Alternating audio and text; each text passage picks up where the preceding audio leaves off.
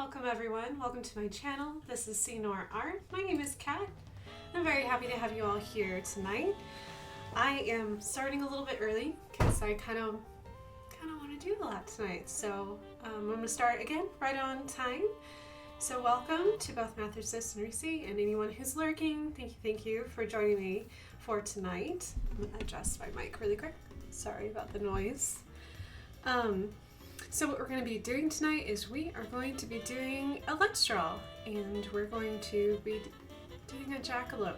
So if you don't know what a jackalope is, it's a mythical creature, in quotation marks.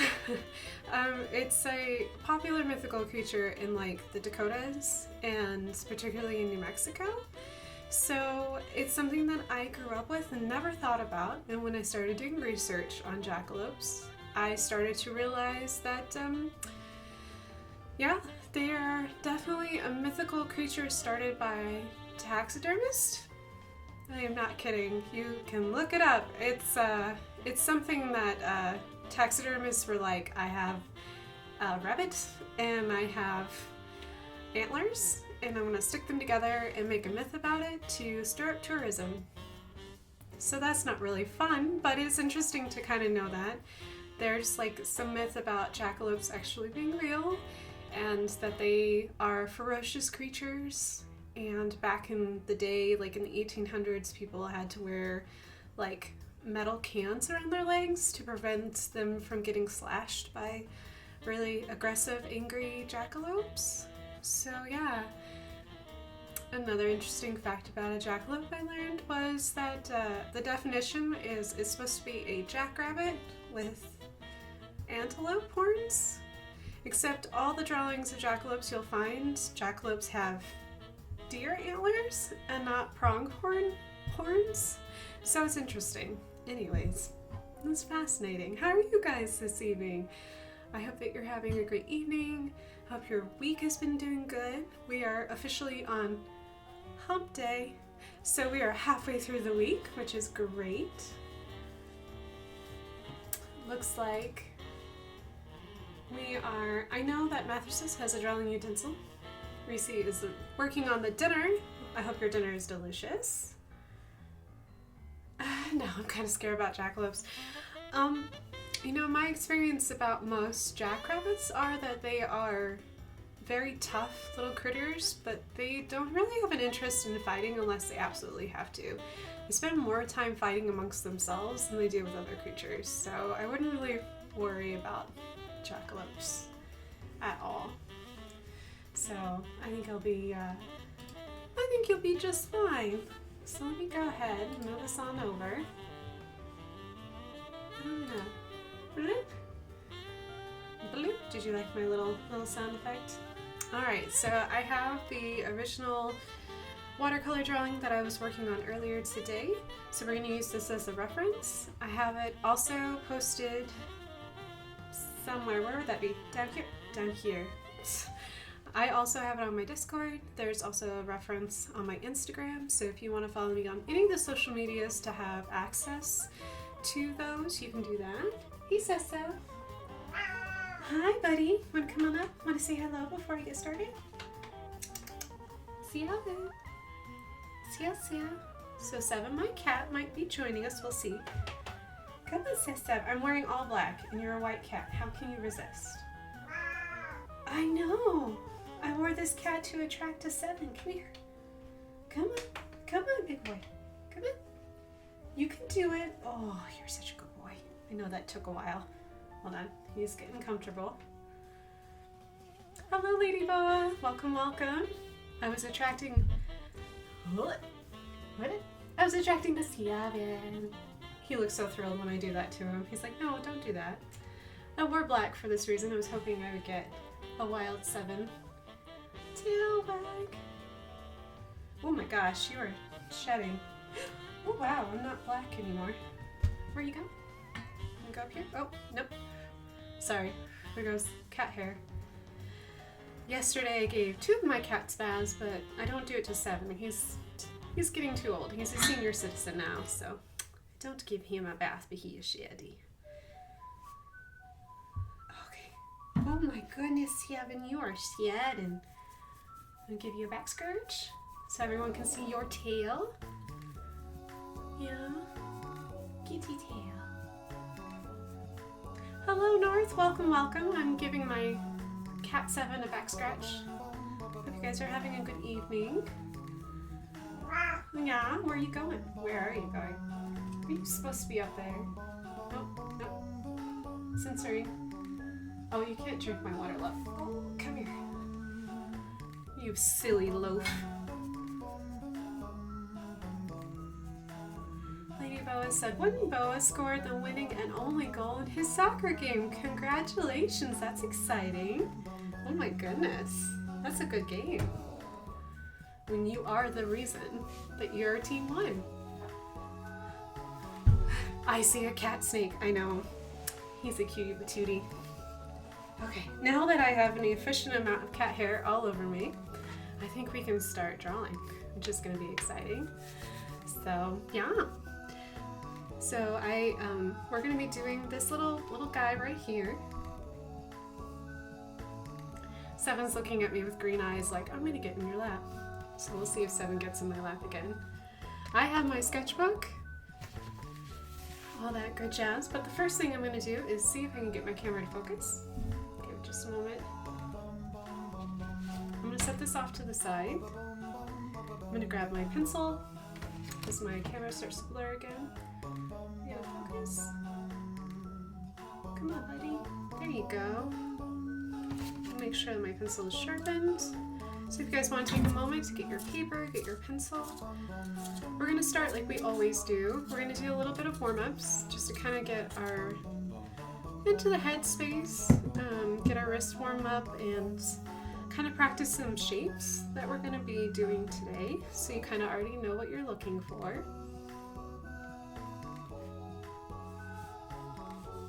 Alright, give me just a second while I adjust my...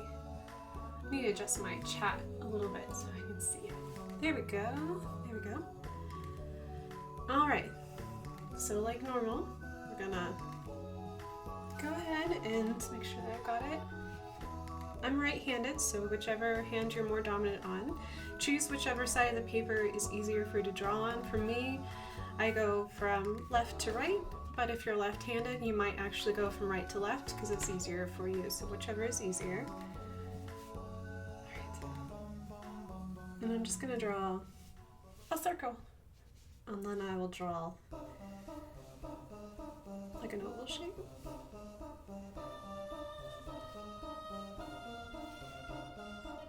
And then I'm going to do that again, draw a small circle, and draw a bigger shape.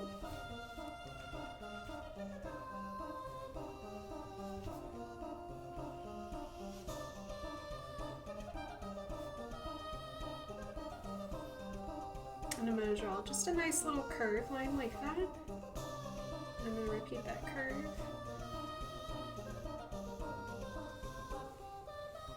And draw like a bean shape. We're going to start using food again, so I'm just going to draw a loose bean shape.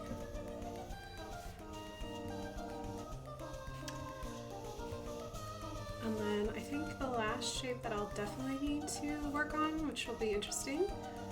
So I'm going to attempt to draw a straight line. That's not a straight line. Nah, it's close enough. I'm not good at drawing straight lines. I know artists who are like, you can get straight lines perfectly.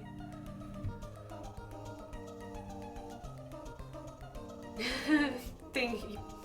Yeah, I can never get my camera to focus half the time. I'm like, please just focus my little camera. I promise I'll do whatever you want. Yeah, half the time my camera is like refocusing. I drew a rounded off rectangle. Hey, that's fine. That's why we're warming up here.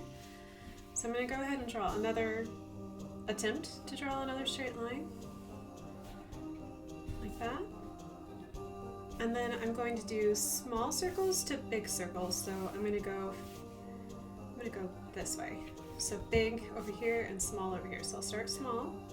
And I'm just going to draw circles. They get progressively bigger. Right next to each other, all the way down my line here.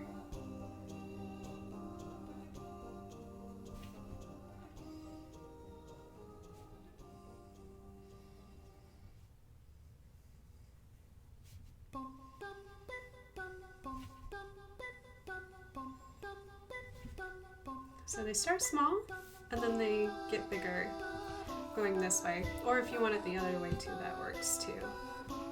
So lots of circles today.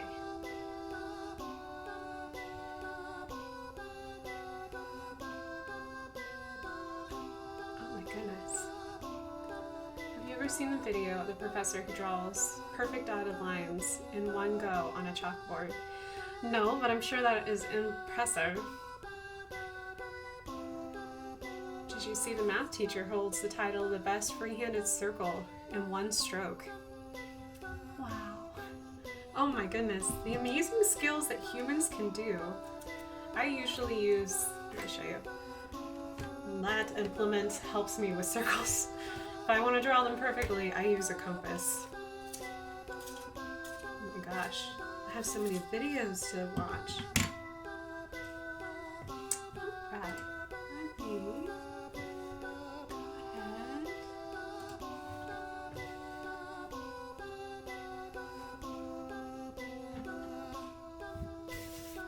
Okay. Alright, so now that we've done little circles, big circles, there's a theme here of my camera not wanting to focus. There we go. We drew bean shapes or kidney shapes, whatever you want to call it. And then we have this nice little circles, two big circles all the way down. These are great warm-ups. And if you can look at the little rabbit guy, you can kind of start to identify why we've started practicing these shapes here. So that way you can kind of start getting warmed up. You're already kind of looking for those shapes. They're easy basic shapes we're going to go over. And we'll just keep this here because I always like doing my warm-ups right next to my drawings, so that way, like if I need to practice something, I can just do it over here in my scrap piece of paper. Don't have to worry about it. It's no pressure over here. And if it doesn't work out, I can always just like put an itty-bitty drawing somewhere on my other piece of paper. So I'm gonna go ahead and move over so we can have as many rabbits on this one stream as possible. It's like they're breeding, just like rabbits. They just multiply.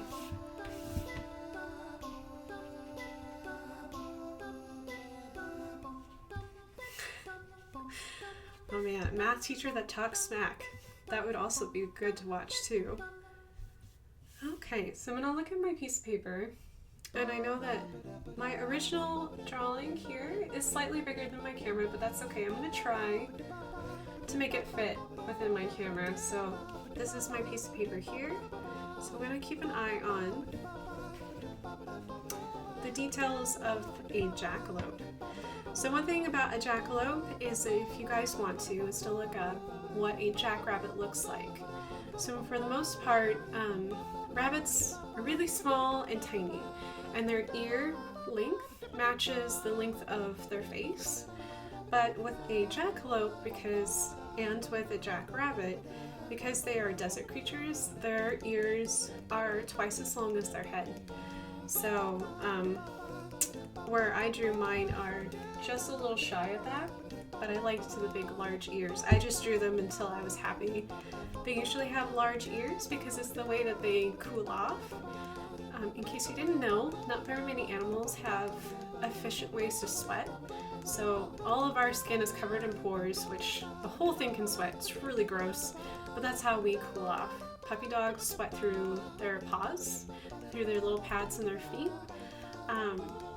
Jackrabbits have a way of cooling off through their ears. They have enlarged veins running through their ears, so that way they can push the heat up and out through their ears and help cool down their body. So that way, because they're so big and so long, by the time the blood goes back to the heart, it's already cooler. So that way they don't overheat when they're in like 110, 120 weather that normally happens in the desert. So that's why they have abnormally large ears. Now, if you decide that you want itty-bitty tiny ears on your rabbit, it's your rabbit. You can do whatever you want. This is just a guideline. If you want a different horn, you can look up different antlers, different horns, figure out what you want. I wanted a unicorn, so I went with a unicorn. And I love I love it when jackrabbits in the wild like sit with their back towards you because they always give you this side eye, like, I know you're there, I'm watching you, and I'm gonna run away as soon as you try to take a picture. That's what always happens to me. So yeah, those are some things we're gonna be thinking about, is like where we're gonna put the ears, where we're gonna put the whole body, because you kind of have to plan out your piece paper. So you kind of want to visualize where those ears are gonna go. Because they are so big. If you start with your head up towards the top of your paper, so my camera focuses, you're not going to have any room for your ears. Firstly, if you put your head too far down, you may run out of room for the body, but just own it. It's okay. Like, just be like, oh, that's fine. I'm only going to have whatever I can draw, and I'll just make something fun with it. That's fine too.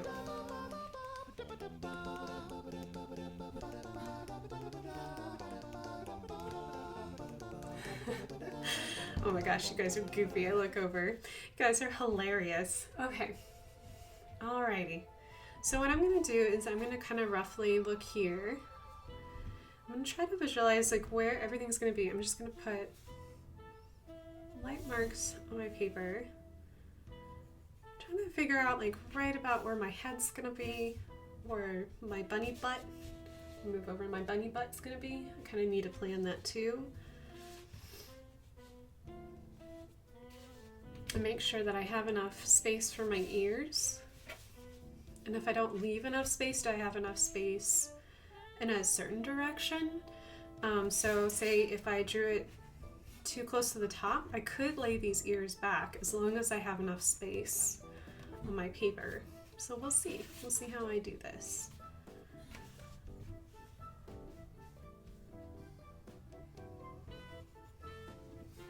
They teach you in art school to never center anything. You can take it or leave it. I think rules are meant to be broken, so it's up to you. Whether you want to center your bunny in your page or just do it off center, it is totally up to you. So what I'm going to do first is I'm going to go ahead and start with the head, since it's going to be a way that I'm going to measure out everything else. And then what I might do is I might just do the basic form of the head and then just kind of like follow this line here and kind of just use that line as a guideline to figuring out, okay, so I have 1, 2, roughly 3 like of this length of head down, so that way I know how much I have. So alright, the first thing I'm going to do is going to draw a small circle. And then I'm going to draw a big circle here. So we're just going to do this cute little muzzle, and then we're going to do that whole cheek and skull part right there, which is the reason why we did our warm-ups here.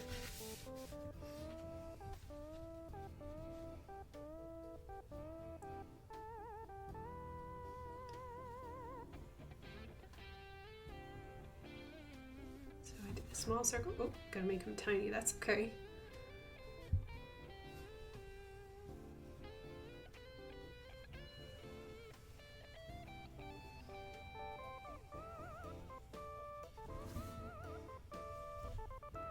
So I left some space in between my circles. If your circles are touching, that's okay.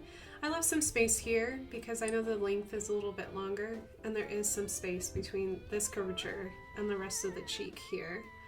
So I'm just going to kind of leave that here.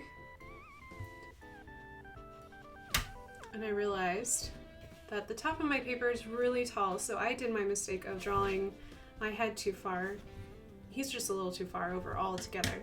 So all I'm going to do is take my eraser and lightly erase as much as I can with this pencil because it draws really dark. And I'm just going to go ahead and move him over because this is my sketchbook. This is why we do these kinds of things. I'll lower him down just a little bit. And what I'll do is I'll challenge myself to figure out a way later to incorporate these circles here. We'll just figure it out.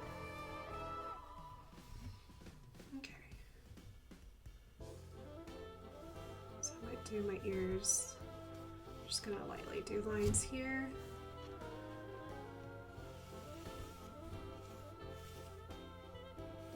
I'm just gonna roughly do, there's a slight S shape to this back, but very slight. There's not a whole lot there. So it's roughly gonna be right here. Okay. All right, so I have these two circles here, and I went ahead and did this really light S shape here. I kind of figured out where I want my ears to go. These are just rough, just gestural drawing, very rough. There's nothing set in stone. It's just kind of like mapping out in my head where everything's gonna go. So what I'm gonna do next is I'm gonna go ahead and put in his little nose. And I see this shape here, so it's above these two circles here. So I'm gonna draw above this line here. Hi, 7. And I'll do the same thing for the jawline too. I'll draw below this as well. So if you want to watch me do it first, I'll start at the top, pause, and then I'll do the bottoms. So I'll just go ahead and make a nose, a simple bunny nose shape here. That'll be the easiest way. It's just like a little bump. Are you coming up, 7? Oh my goodness, come on up if you want to. Okay. All right, with my nose bump, I'm just gonna follow this shape above it. So it's just gonna be a drawing above, just like that. So see how I have that little bit of space, but I went ahead and follows that curve there. So I have the bunny nose, and then it's just a simple line that connects right there.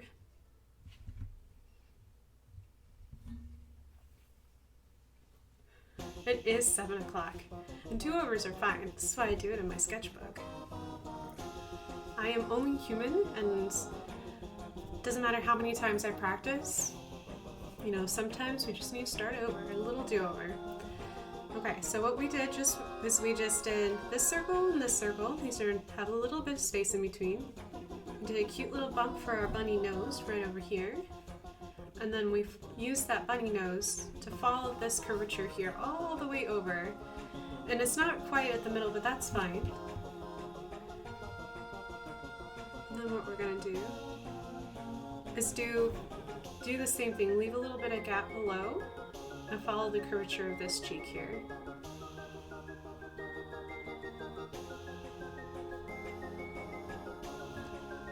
Jackrabbits are very thin creatures. They're thin meaning like they're not like malnourished, but they're just very lightly muscular, and they do have some like fur and cheeks, and I noticed that they've got like there's usually like lighter hair right here, so it makes their cheekbone look a little more defined. I think it's to make them look bigger than they actually are. All right.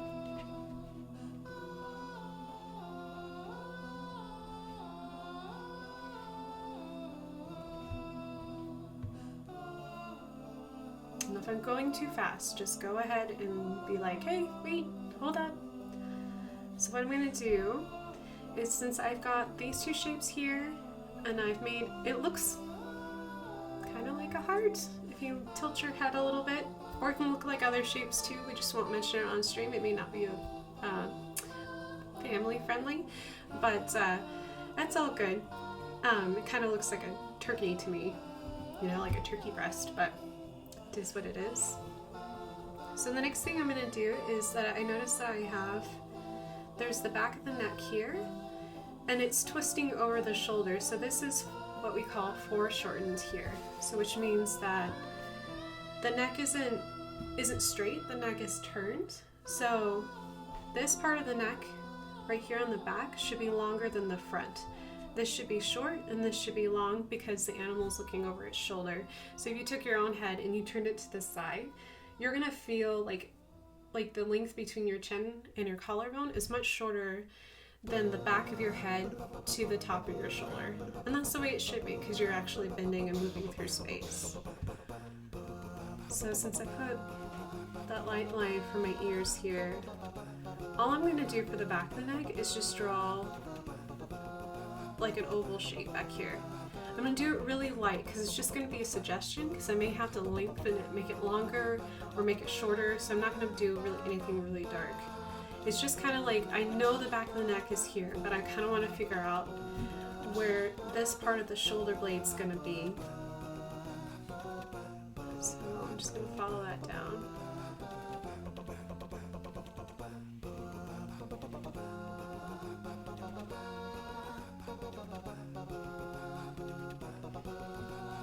And all I did was follow the chin and bend it down and kind of made that line right there.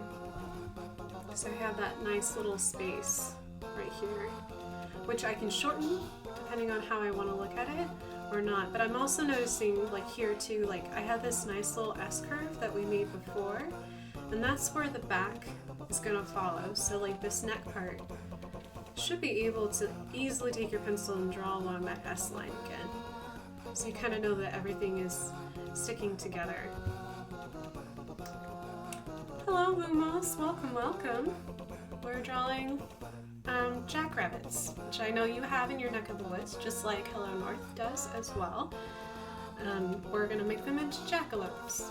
So I was mentioning earlier that the research that I did on jackalopes, which I don't know why I've never done, is interesting. I thought that I knew they were a myth, but I did not know that this myth was created by a taxidermist. So apparently some taxidermists decided that they had a spare rabbit and they had spare antlers, and they put them together to make a tourist trap. It's amazing because it is very effective. It's very, very interesting. Alright, so the next thing I'm going to do is I've got these shapes here, and I've also got the back shape here. So the next thing is with the color that I used, you can kind of see where I put the green here and how I have like this big kidney bean, awkward avocado, not really pear shape, it's not really round. But what I do have is I have shoulder blades. I have a shoulder blade and part of the shoulder here, and I have the shoulder blade here. So this is the spine, and these are the ribs.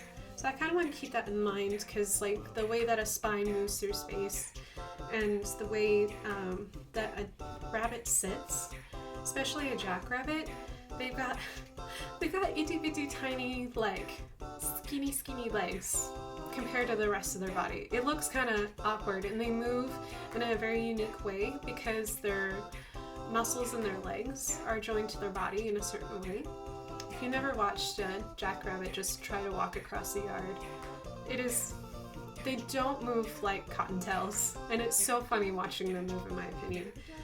So it kind of exaggerates that rib cage a little bit more than it would a cottontail. So we want to make sure that it gets tiny at the top and gets wider at the bottom. So what we're going to do is we're just going to go ahead and very lightly put in this pear shape here. We are going to put the shoulders in later, but we're not going to worry about that. We're just going to put this teardrop shape here, following our S-curve line here. You guys can see that.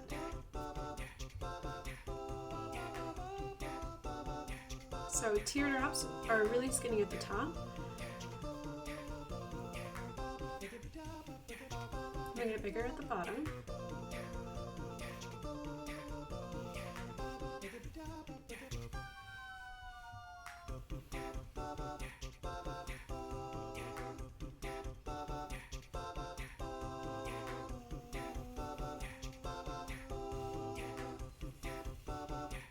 So now you should have this really awkward looking rabbit.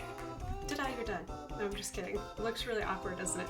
It looks like a floating head with a weird, it's like a disjointed abstract shape. I'm sure someone could sell this as art. I'm not that talented, but yes, it's in that awkward phase where you're like, okay, cool. This doesn't make any sense. It will make sense. We're just putting in this shape here because depending on how you draw this big teardrop shape on your page will determine where you're going to put those shoulders. Like where you're going to put this shoulder here, where you're going to put this little hip that's right here because he's sitting on this hip right there. It's going to determine like where this little shoulder line is going to be because everyone's going to draw it differently. That's why it looks awkward, and that's why we did a teardrop. Now if you drew the teardrop shape like straight, like where there's no curve, go ahead and lightly, I'm going to encourage you to lightly erase it and try to make a teardrop that kind of follows a gentle curve, because that curve is really what's going to give your rabbit character, because it is sitting off to the side. In my favorite pose, I really like animals with their backs to you, I guess for some reason, but it's to kind of like teach you how things move through space, and breaking yourself out of drawing like things that go straight up and down is like the hardest thing for me when I was in art school. So I think that's why I keep going back to these basic shapes and how I'll disjoint them, because I want to encourage you to kind of see things a little bit differently, so they're not like symmetrical in a way, that they're like asymmetrical almost. So it kind of breaks you out of your comfort zone, so that way you can bring it into whatever you want to do. So if you want to go right back to being symmetrical, good job. Yeah. All right.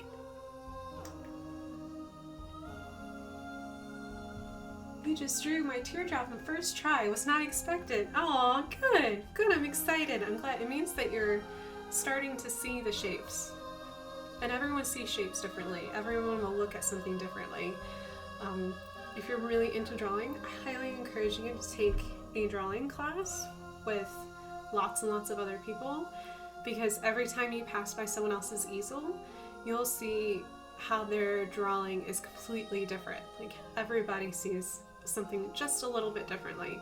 This makes us wonderful. It's what makes art so amazing. Okay, so where I'm thinking next is, I'm thinking about this shoulder here, and I'm thinking about this shape here. So it's not just like the back of the shoulder blade, it's a little bit of the front muscle here. So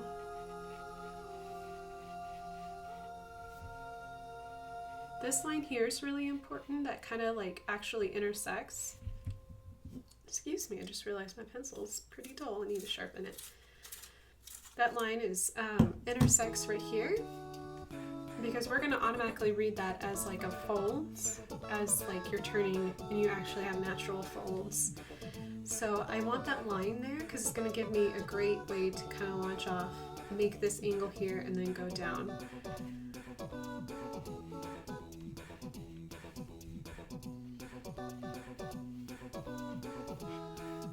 So if you wanted to, you could do little circles really lightly of where you wanted to draw it to.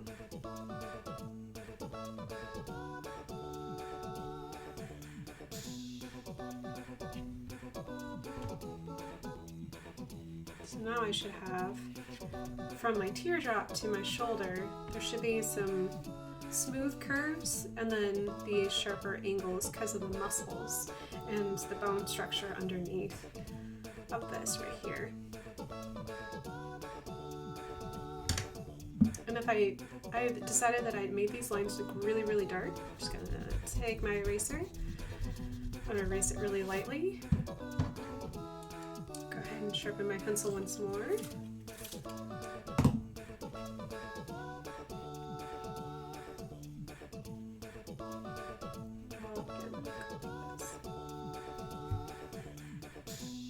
That way I can make a more curved line for the neck here.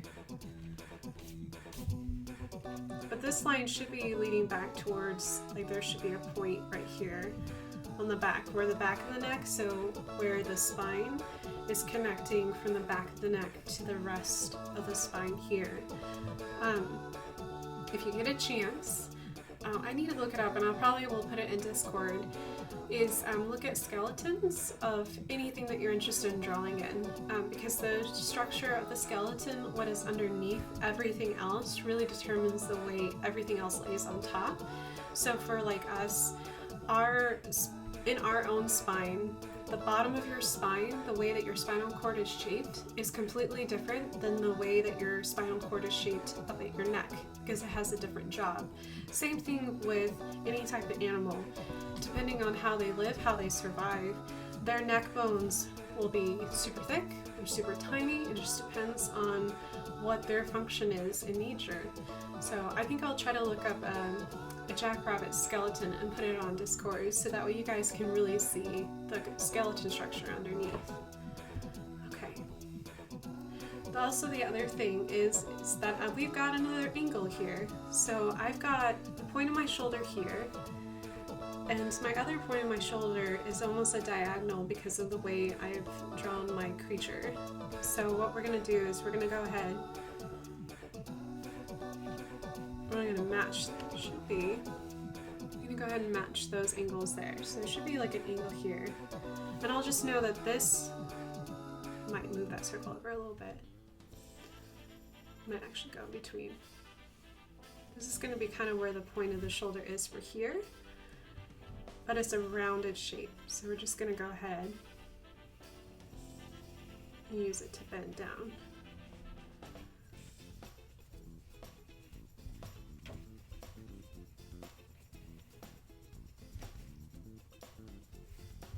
And if I decided that I needed more teardrop shape, I can always extend this out and make his little belly pop a little bit more out if you want it that way. It's totally up to you. If you want big, exaggerated shoulders, that's fine too. I might actually leave the shoulders because I love the shape so much. Go ahead and draw that in right there. Go ahead and erase that. But if you decided that you wanted to have more rounded body, you can totally make him bigger, totally make him skinnier. It is your rabbit. You can do whatever you would like to do.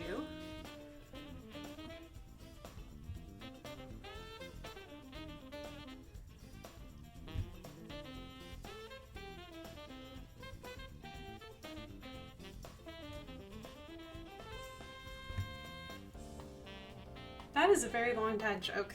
Thank you, Mathrasis. That took me a while to get to. I was like, oh wow, that is a very long dad joke. Alright, so now what you should do is you should have a rabbit face besides the eye. We'll get there here in a second. You should have the teardrop shape in the back. You should have 2 shoulder blades. A rough estimate of where your ears are going to go. So my ears are not going to match these ears here because I didn't leave enough space on the page. So I'm going to bend my ears back, which is just fine. So what I've got left is I got cute rabbit butt. I've got cute little legs here, and then I have one thigh right here. The other thigh kind of blends into the rest of the back, into the butt part of the rabbit. So I think the first thing we're gonna do is go ahead and excuse me, have a squeaky voice for just a little bit. It's super squeaky. Just gonna kind of darken that right there. And I'm gonna kind of see that drawing there. Extend that rib just a little bit.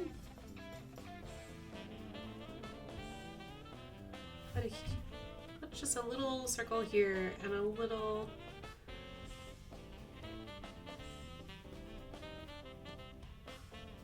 so this is like a really skinny oval right here. It's not very big.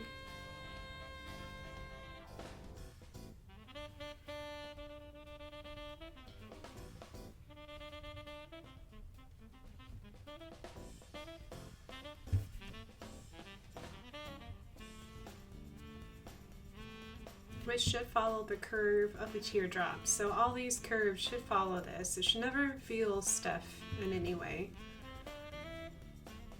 So I think what I'll do, instead of having 2 feet like this, because I drew my thigh out so far and so big because I thought it was fun looking, what I may do is have him sit on his butt cheek here and then just have 1 foot here.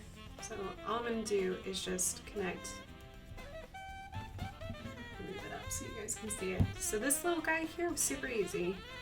Found the bottom of this thigh here, and I just want to connect it to the bottom of my teardrop here. And all I did was a smiley face. So if you can draw a smiley face without the eyes, then you've got it. It's set. So that's just going to be the back of, it's technically their knee, but their knees are backwards compared to the way our knees bend. So, and then because I really love rabbits' tails. Jackrabbits have tails, they're actually really small compared to in relative size in comparison to cottontails. So cottontails have like a really bright, bigger tail because it's a way that they distract predators while they're running away, because the predator will get confused because here they have this one color shape and then suddenly they'll break up that color shape by flashing a little bit of white. I've noticed that jackrabbits don't have really big tails and they really don't use that technique. I think it's because they're so big. They really, I mean, besides when they're smaller or younger or when they get older, they're not really, you have to really be going after, you have to be determined to get after them, so they don't really have to distract you with like common camouflage techniques. But I like rabbit butts and I like really big tails, I'm not gonna lie. So I'm gonna go ahead and draw an exaggerated tail because it makes me happy, and I'm gonna draw it flipped up because that also makes me happy. So it is your rabbit butt. You can draw whatever you want, but all it's going to be is it's just going to be a very simple shape that is basically almost a repeat of this teardrop shape here, except you're just going to have a more rounded off bottom part there. So it's going to start small at the top, get bigger at the bottom, and it's another teardrop shape. And then voila, you have a rabbit tail of whatever size and proportion you want, because it's yours.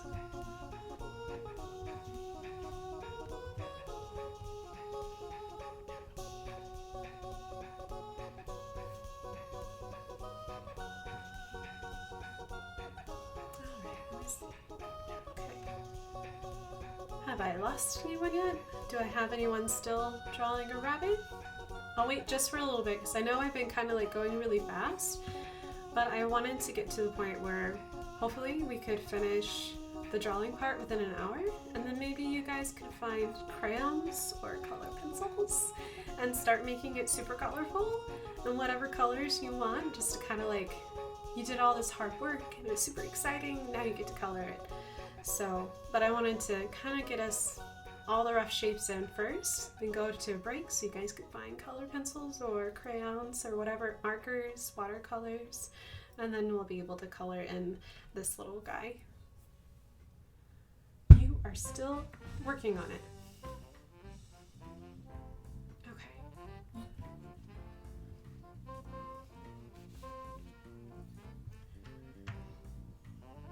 Okay, you caught up. All right, sweet. Thanks, Mather Sister. Appreciate it.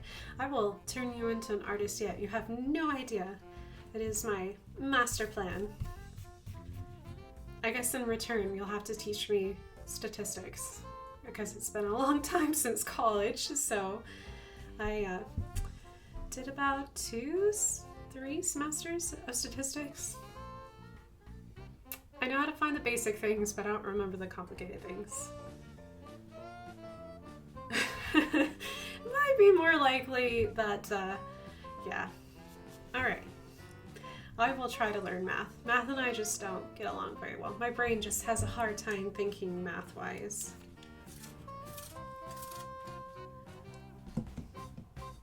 Okay, so what we're going to do next is we are going to take a good long hard look at these ears.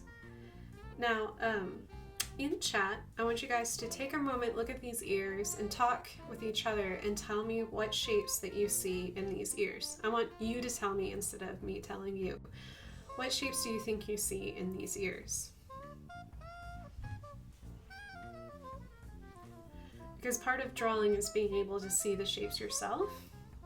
I will tell you kidney beans and potato chips, other food references. But I really want to like help you guys be able to sit out in nature and be able to identify the shapes yourself. If you're looking at a moving wild animal, which will be mostly memory and mostly just taking what you can. So what shapes do you think? If you were going to describe the shape to someone, how would you describe it to someone? Someone help me. I know it's nerve-wracking. I know I'm asking a lot. But I don't mean to be a pressure thing. I just want you to look at these ears and think of basic shapes or something that you've seen before, besides a rabbit's ear. If you were going to describe it to someone and tell them what shape it is, how would you do it? Like if you were going to sit down next to I always like to think of this. You're gonna sit down next to a little kid and you're trying to teach this little kid how to draw this. What shape would you tell a little kid how to draw this? Because usually if we simplify it down to that point, it's like, oh, it clicks in your brain and you start going, oh, it's not, I'm making it way too complicated than it really needs to be. But it actually can become a simplified shape that we then can make more complicated with lines and shading and color and all that good stuff.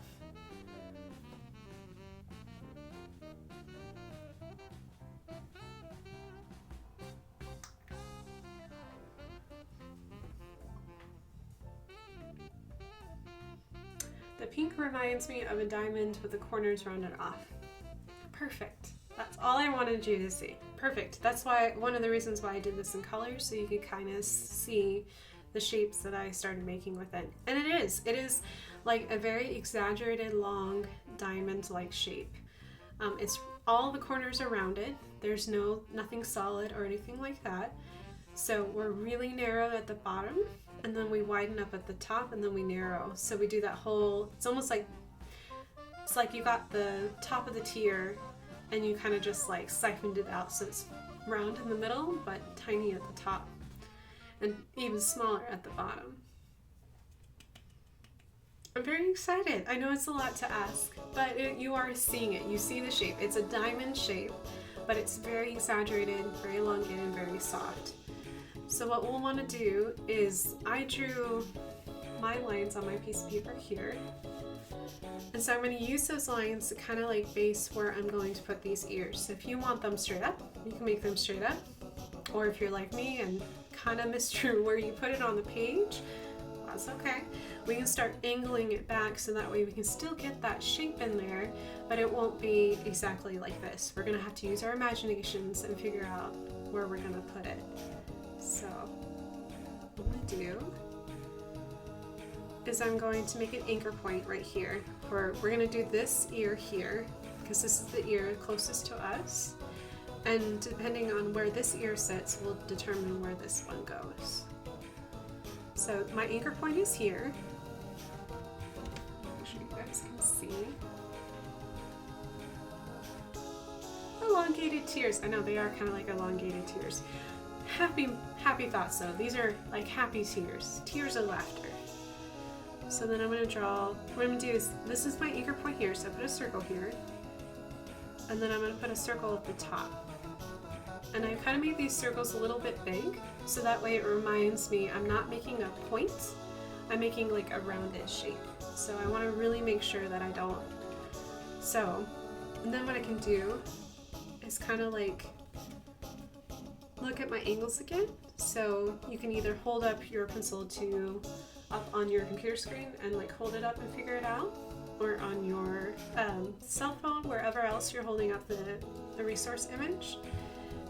And in the diamond, we've got 4 points in any diamond. So we have 1, 2, and then where I see it is I see a point here and a point here. So that's going to make this angle here, which if you look is very similar to the angle that we've got in the shoulder here. So they're very close. So it's a repeat of an angle here. So if you wanted to, you could do that here. Just figure out where it is. So you can repeat the angle there. There's a lot of beauty in repetition. There's a lot of beauty of having repeat angles, repeat shapes. Our human eyes love finding patterns, and it makes us happy even if we don't think about it. Hello, Wooden Boa, soccer champ. So glad that you joined us.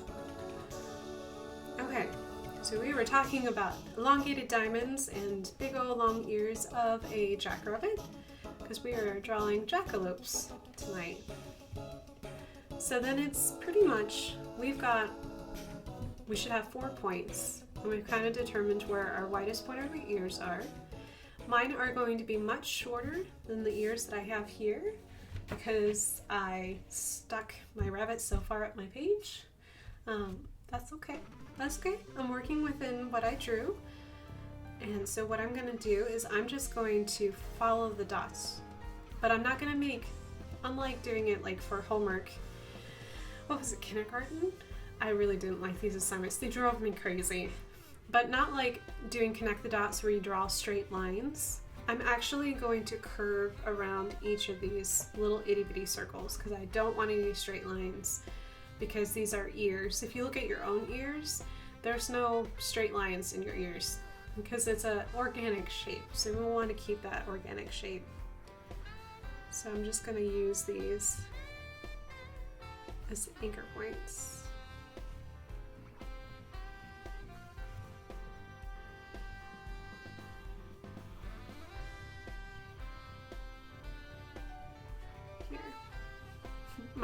My little rabbit has really fat ears, but I think what I can do, if I've got too big of ears, if they're too fat, is just lower an angle down a little bit. So lower it down, draw that line again, just like that. So just by lowering it just a little bit, he went from having really fat ears to somewhat fat ears, but that's okay.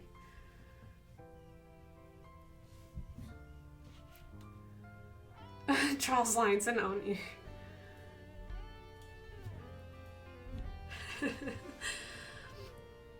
Okay, so what I'm going to do next, since I've went ahead and made this shape here, this is a basic outline. So what I want to do is I want to have this shape on the inside. So the easiest way to do this is just to do a couple tricks to kind of help narrow them down. So what we can do is we can use this anchor point here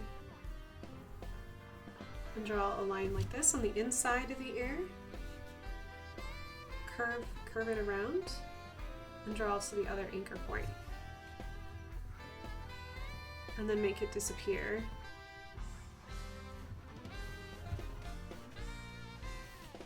So, but it doesn't look connected, does it? It has like this weird gap space here, and that's fine. All we have to do there is just take this from the top of the head,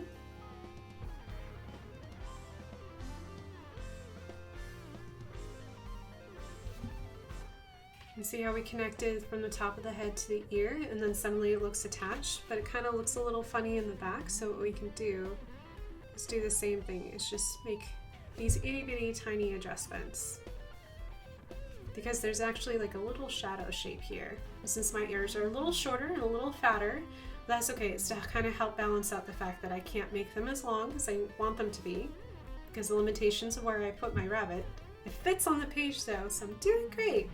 But I just made mine a little fatter, a little shorter. So all I did was connect them here. So if your ears look like random diamonds just hanging off and don't seem attached to your head, just find that curve and start attaching it that way.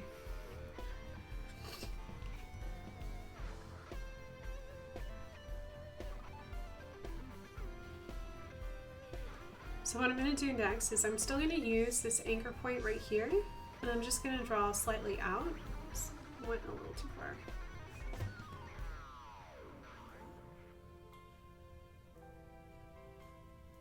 And I'll make a little dot here. So I drew a line between these 2 points because I wanted this ear to kind of be swinging out away from this ear closest to us. So it's going to be in line with the little point right here.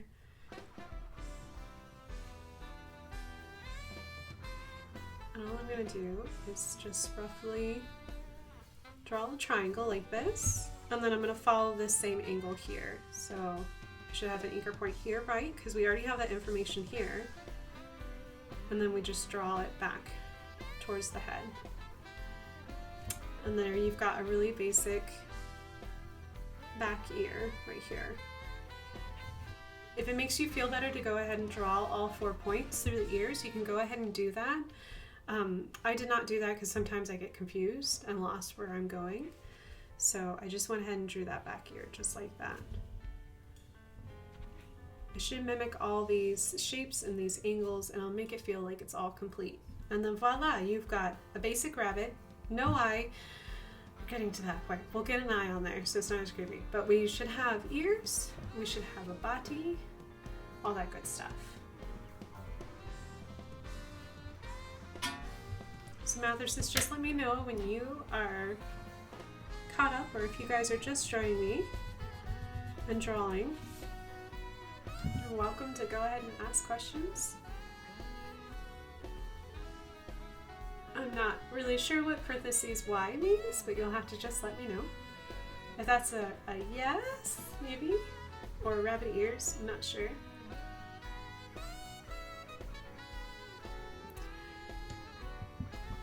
That's a yes. Okay, good. Okay. I wasn't sure. I thought I had like flashbacks to going to like when I taught at the Children's Museum. We did not draw these types of bunnies at the Children's Museum. We had an artist named Hunt Salome, and he's from New York City. And if you haven't seen his tropical birds or bunnies, they're fantastic. They're really whimsical.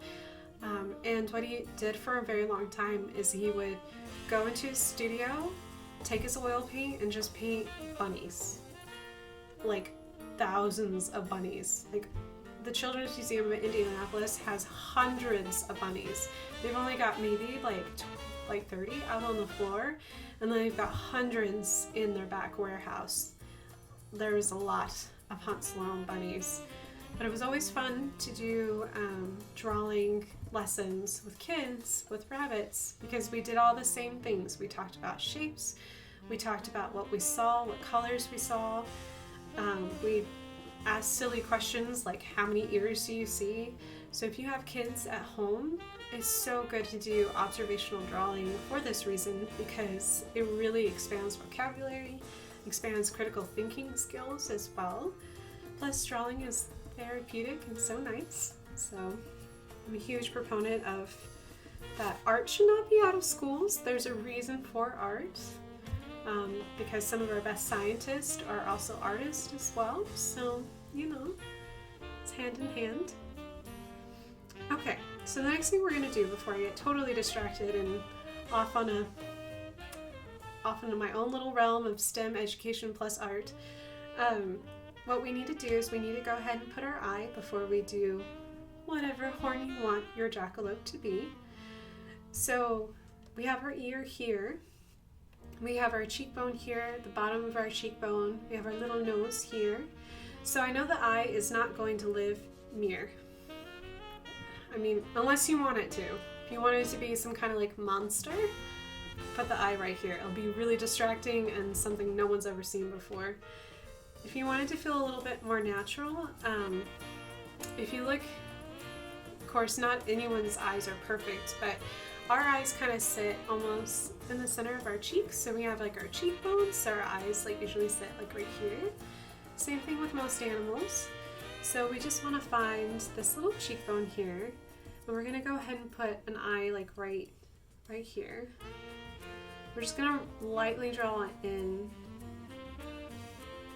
a circle. So my circle is not all the way to this top line, and kind of overlaps this cheekbone here, because I like this shape.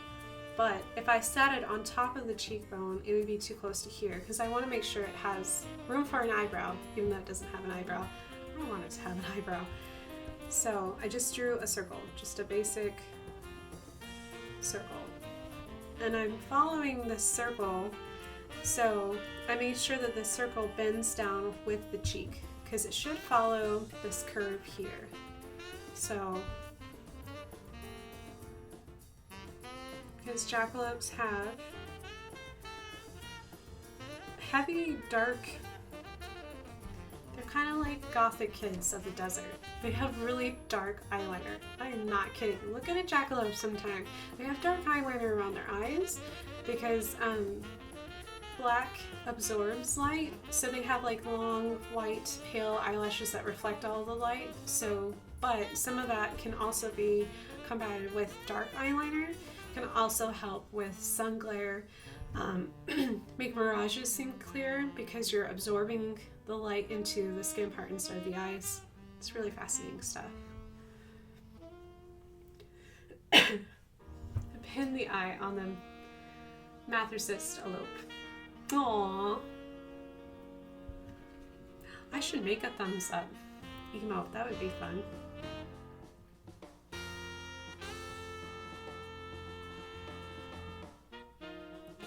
So then I'm gonna draw this big old pupil. I'm gonna make it huge. Make it like he just saw some yummy grass in someone's yard, and he is really focusing on that yummy grass.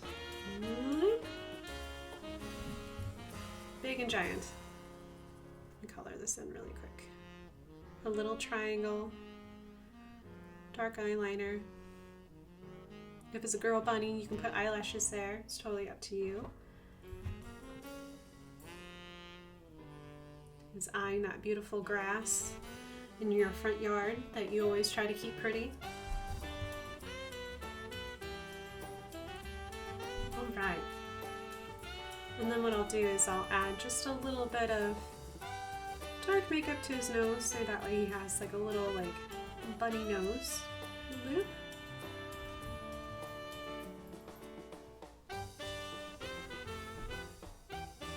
And there you have just drawn a rabbit, which is really exciting. So here comes the imaginative part. The imaginative part is to go ahead and figure out, do you want like antlers? Do you want just a single horn? Or do you want pronghorns? The sky's the limit on what you want to decide. If you decide I'm going not the cute little unicorn bunny route, just go ahead and go to Google. Google has many images, and look up like mule deer. It has really great antlers for deers because they're not as complicated as an elk would be. Elks might be really fantastic, however they have a lot more prongs to their antlers, so it kind of gets a little complicated, and you got to think about where it's going with the ears. Pronghorns have even simpler horns because it's a very simple basic shape, so if you want to look that up as well. If you want to go the unicorn bunny route, we've already started practicing the unicorn bunny route because we did this shape here. It's the basic way to make a unicorn horn, so if you want to go that way too. So just let me know when you guys are ready to make your jackrabbit into a jackalope. So, but yes, I can try to think of the first time I saw like a stuffed jackalope, and I think it was, I can't remember if this store is in Albuquerque or Santa Fe. I want to say it's in Santa Fe, New Mexico. There's actually a store called Jackalope, and they've got, it's like anything you can dream of if you're an outdoorsy person. So they had like plants there, a ton of pots, and some of native pottery. Basically anything under the sun that you would need for gardening is like a really cool gardening store, is the way I remembered it. That was when I was small and little. I know the store is still there, but I don't remember. But they, on their property, have jackalopes everywhere. They have like little metal jackalopes that you can stick in your yard. They have like a stuffed one inside of the store that I remember. I don't know if it's still there, but an actual stuffed bunny that has, I think it was a cottontail and not a jackrabbit. But it also had the little antlers, which is just really weird looking. And they had like paintings of it. They just had little jackalopes everywhere. I guess that's why they had their store named that. But I think they're still open, because when I was back in New Mexico, I thought I saw an advertisement for jackalopes. So it was just, it's a really cool story. If you look up within, I can't remember if it's Albuquerque or Santa Fe, but I'm pretty sure it's in Santa Fe.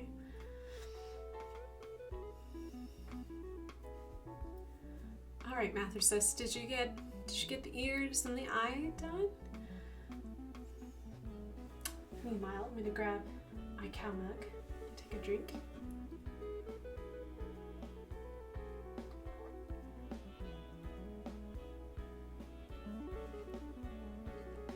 Awesome. All right, so what we're gonna do is we're gonna go ahead and we are going to figure out where we want to put our little horn. So I'm gonna make my jackalope into a unicorn because I want it to be magical. So I gotta decide where I want it to be. Do I want it directly over the eye? Do I want it more on the crest of the head near the ears? Do I want multiple ones? Do I want a little one here or a big one up here? The sky's the limit, and your imagination is the only place where it's gotta stop. If you want it to have little spines that go all the way down, you can totally do that. If you want to add bat wings, you can add bat wings too, which would be really cool. But I think for me, I am thinking I put this one not really center with the eye, but just above. But I think for this one here, I think I'm actually going to make it much bigger because I have fatter ears here to help balance it out. And I might actually put it like right here. I'm thinking like right, I'm just gonna put a little circle. I don't know if I like doing it here. No, that seems weird. Yeah, I think I'm gonna put it here. So I just drew light circles trying to figure out where I wanted it to be. So ideally it should be not quite, it should be 2/3 of the ear. Kind of helps balance it out. Or if you want it to have like the same length, if you really want it to be intimidating, you'll have the same length of the ears. It's totally up to you. I'm just gonna eyeball it. I'm just going to just kind of just use this anchor point here and start really lightly and draw that. Take a moment, look at it, think about it, kind of go, nah. I think it should have a bigger horn. I really want my jackalope to be the envy of all the ladies in town, you know, because that's the whole point of horns, right? You're supposed to be attractive to the opposite sex. I don't know. Or to the same sex, depending on what kind of bunny this is. I don't know. We'll figure that out later. But yeah, I think I'll make it really big. Yep. So then what I'm going to do is I'm going to remember my warm-up that I did right over here of the big circles to small or small circles to big, whichever makes your brain really happy. So I just want to make sure that at the base, these are the biggest circles because you want a good firm connection towards the base. And then we're going to get smaller as it spirals out, but we're going to use these basic circles to help us do that. Hello, Pendrin. Almost missed the swan. So what we're going to do is we are totally going to draw a horn. I'm going to draw a unicorn horn. It's going to be a nice unicorn horn on my jackalope. So I think what I'm going to do is I'm going to start small and then go big because I feel like for me it's easier for me to go small than big than it is for me to go from big circles to small circles. But everyone, their brain thinks differently, so however is easier for you.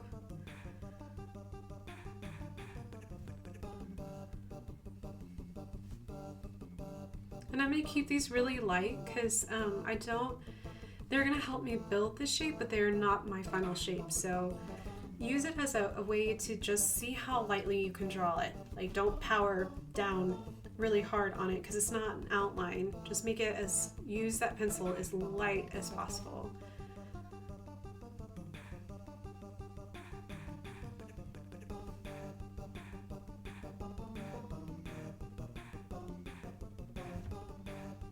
I think the first horns that I ever tried really hard to master were like cow's horns on cattle, like horns on cattle. Could not for the life of me for the longest time figure out how to get horns to curve forward. It's such a weird thing that it does in space. It's so weird to draw it. So this base one, I'm just gonna go here. Okay, so there you go. Voila, you've got a nice horn. It's gonna be all the envy of everyone in the neighborhood.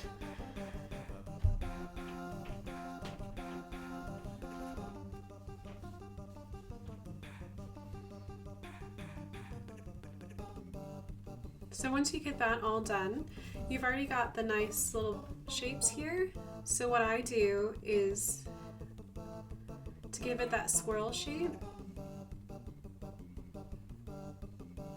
is just go through each circle like this, like so, and just do this. I'm not touching anything else, I'm just doing the bottom and kind of like giving it an angle. to where I want that swirl to go, because it has like that nice twist, and you're just making this sideways angle of a twist until you reach the base. So what that does is I'm not going to add any other lines towards the center. This is that swirl that you see that go all the way down, so the twisting of the unicorn horn. Because after that, all I have to do is, since I made all these angles here, is just connect, like use the curves that are already there and just make sure that they connect to the bottom of the curve.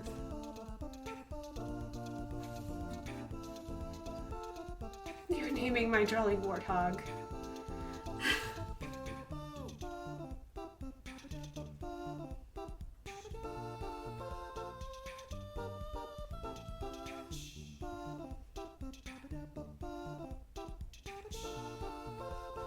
Okay, so I'll do one side and then I'll just go ahead and bloop right on the other side.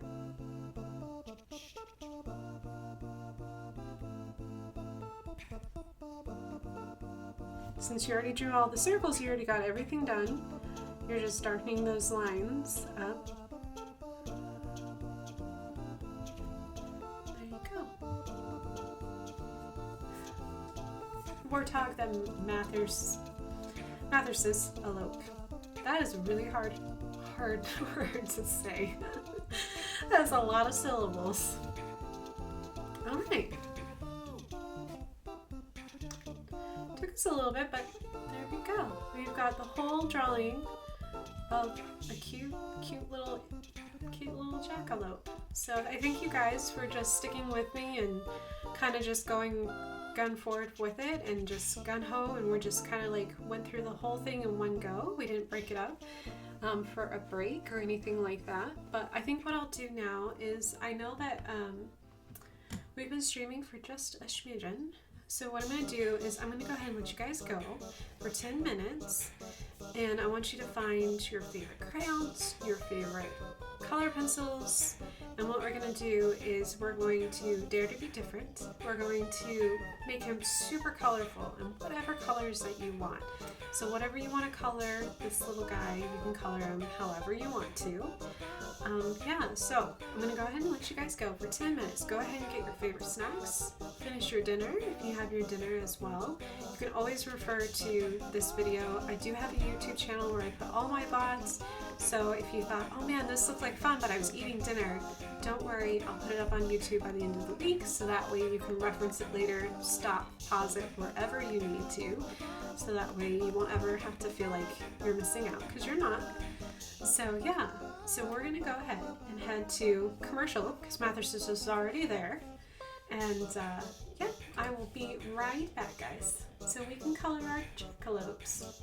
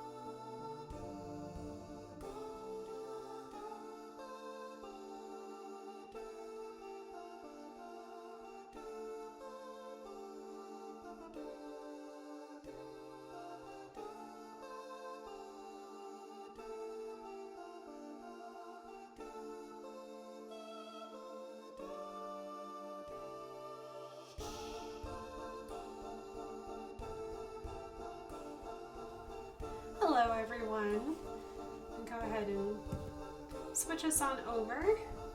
By the way, if you ever ask an artist if they have colors, you'll be very surprised what you get. Mathersis was like, I asked him if he wanted a color, and he was like, well, do you have colors? So I showed up with 120 different colors of crayons. I hope Mathersis has fun. All right. I'm trying to get it to, hello? It is having a hard time. It's having a really, hold on. Here's your pencil. Trying to get it to, come on camera. Oh, there we go. Cool, we'll just keep that pencil there until you'll stop being like, I don't know if anything's there. So welcome back. I'm going to go ahead and start painting. So this part's really fun. You should have your drawing of your beautiful little, hold on just a second. I asked my camera to whoa. Okay, hold on. Let's see if we can focus. Hello. There we go. Okay. So you should have your drawing of your warthog or your jackalope of many flavors. I encouraged you to draw whatever you wanted to draw for horns, antlers, whatever you wanted. So what we're going to do now is we're just going to color. We're going to spend the last little part of my stream to go ahead and color as much as we can in the last little bit of time. So please feel free to use whatever you have at your disposal, whether it be crayons, markers, color pencils, chalk pastels, oil pastels, gouache, watercolor. If you want to get really exciting, you can try acrylic paint. Whatever you want to do, you go for it. This is, I set you free. You are now free, you are artists, you are masters. You go do whatever you want to do. And I hope that's my, okay, there we go.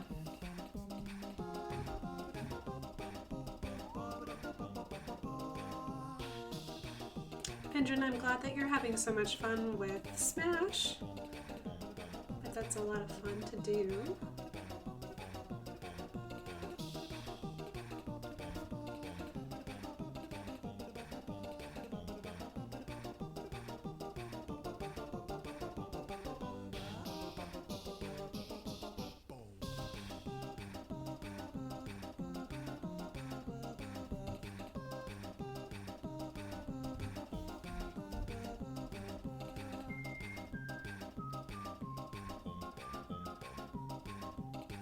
Still meaning Donkey Kong, Duck Hunt, and Kirby.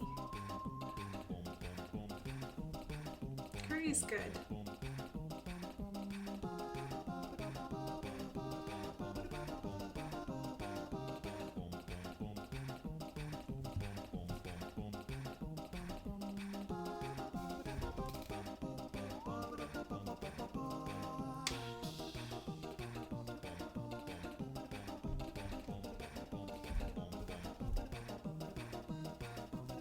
I don't really play Smash very often because I am not good at the Vdima games.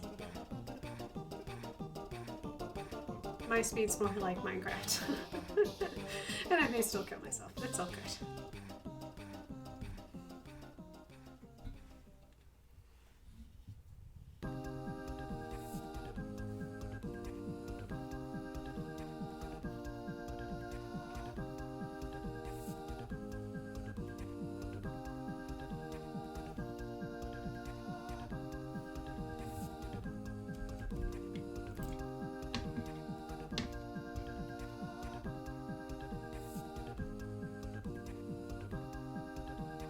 Since I've been back, I haven't had a chance to sit down and play video games. I would like to though. I would like to very, very much. I just haven't had a chance to do so. Because I'm right in the middle of trying to get ready to Vamados again, so. Chores.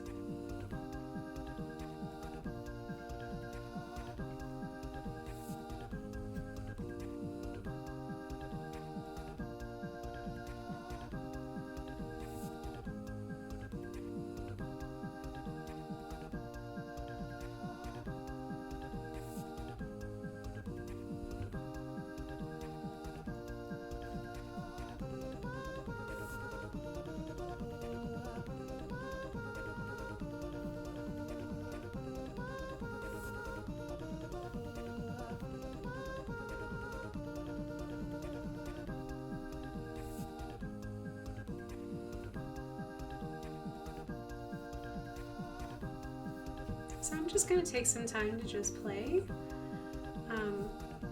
I want my little rabbit to be multiple colors like I did before in my example.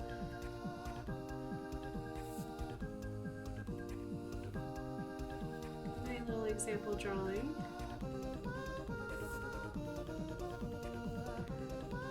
I remember that my favorite time in drawing class in college was that my professors would set up a still life and they would light it up with different colored lights to teach us like where things were, foreground, middle ground, background, and kind of help us like to see the shapes and to see how shadows bend around shapes and how different colors will play with your eyes and make your eyes do crazy things, like crazy things. So I've never really forgotten that. It's just always fascinated me.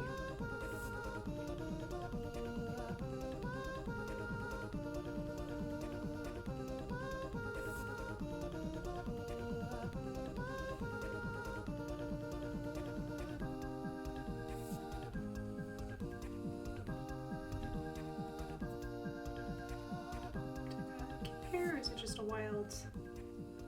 Sometimes I get cat hairs. Yep, that was a cat hair in my brush. Just go ahead and get rid of that. I was like, man, I'm moving a weird bristle around.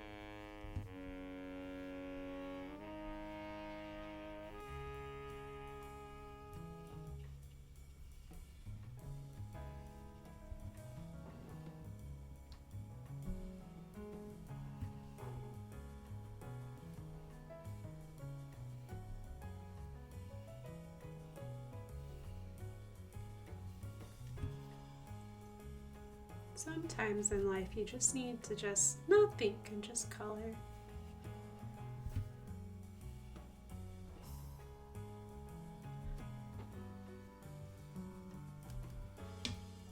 Because there can be a lot of like external noise that can just happen, and despite you trying not to let it distract you, it just happens.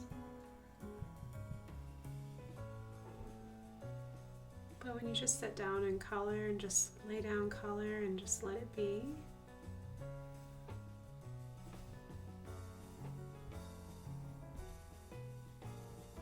sometimes you can get all that noise. Just be still for a little bit.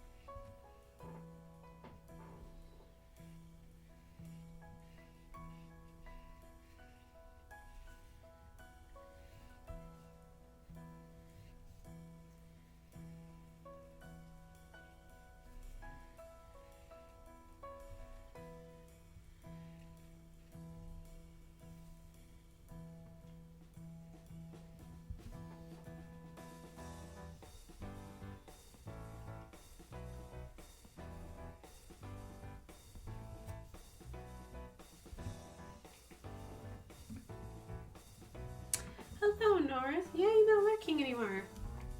We're doing the fun part. We're just coloring. I have set everyone free. They get to color whatever they want, however you want. You get to color. So whatever you want your jackalope to look like, it's totally up to you. No pressure. Just have fun.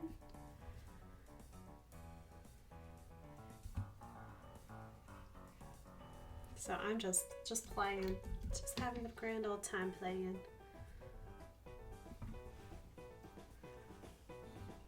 Thank you. Yeah, I really want, I think it's because this whole month is about Pride Month here on like Twitch and all social medias.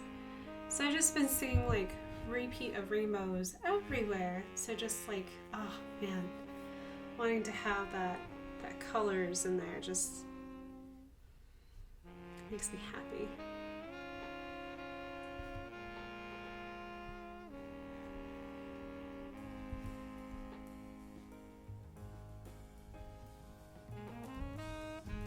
That North, I'm sure you can remember, but those still lives they used to set up in drawing class where they'd use all the multicolored lights for still lives. Were my favorite days. Loved it.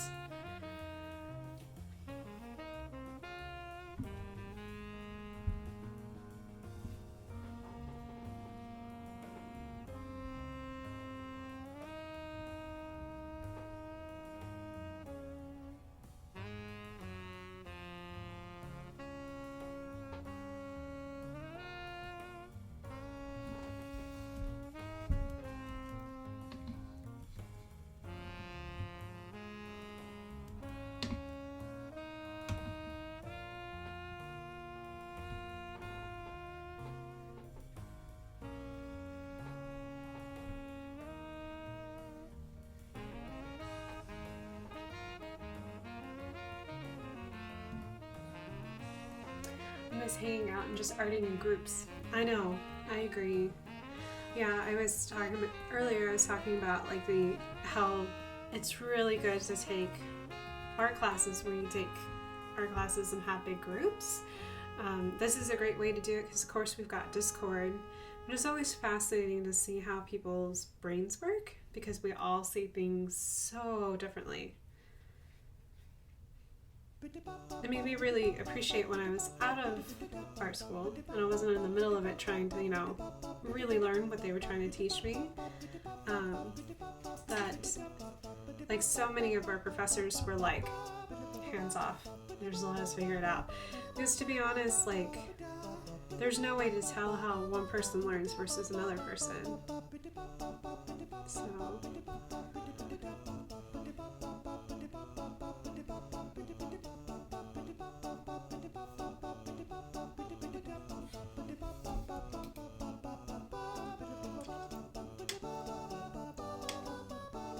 So I really appreciate it now. It was very frustrating while I was still trying to figure stuff out, but it's so nice though because I'm really starting to appreciate all of those important lessons.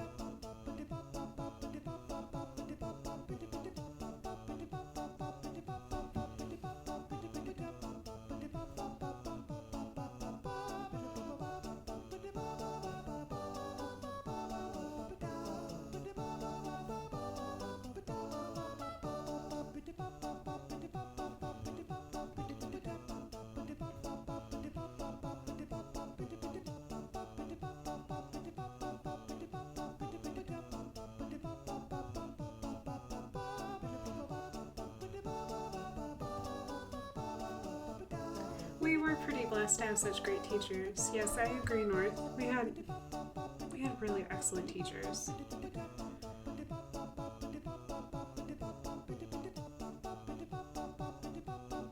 For going to an itty bitty tiny school out in the middle of honestly nowhere, New Mexico, I've met a lot of students here that have gone to, because we've got really incredible like universities both in Chicago and here in Indianapolis. I've never attended any of these universities because I'm just a lowly art person. One day maybe. But to be honest, like talking to them about their curriculum versus our curriculum, I think we were pretty blessed because didn't have the big name, but I feel like we had the same education, which is just, man, you can't beat that.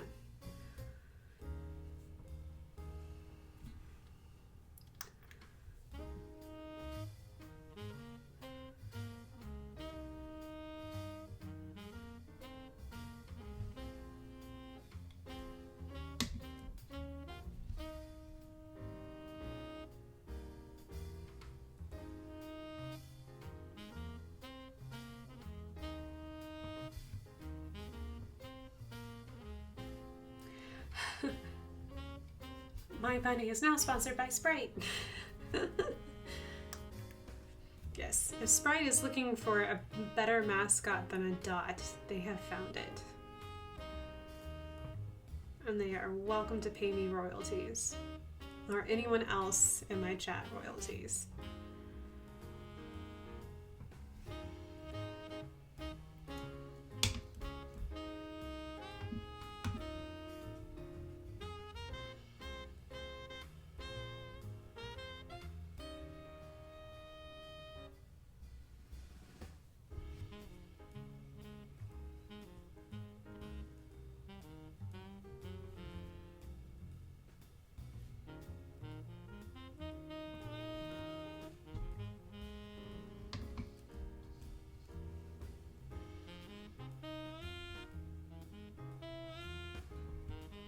Thank you, Lumos.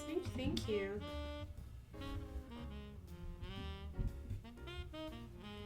Yes, I agree, North. I'm glad that we got blessed because I've actually met a lot of artists who had such a negative experience in college that they stopped going. They didn't stop pursuing art, although some of them did. But yeah, if you have a bad teacher or a bad experience, it really can affect the way you look at your work and your art. So for those of you in chat who are budding artists, always try to keep that in mind. For yourself especially, be kind. We're all growing, we're all learning. You saw me draw things and then go, nah, I didn't really like that, erased it, started over again. That's why I don't hesitate to show you that. Making mistakes is part of learning, and encouraging each other is also part of the art experience, because that's how we grow, is through finding ways to express ourselves and push our limits and push ourselves out of comfort zones. It's what makes art so incredible. It's like in my opinion, there's no other community like it.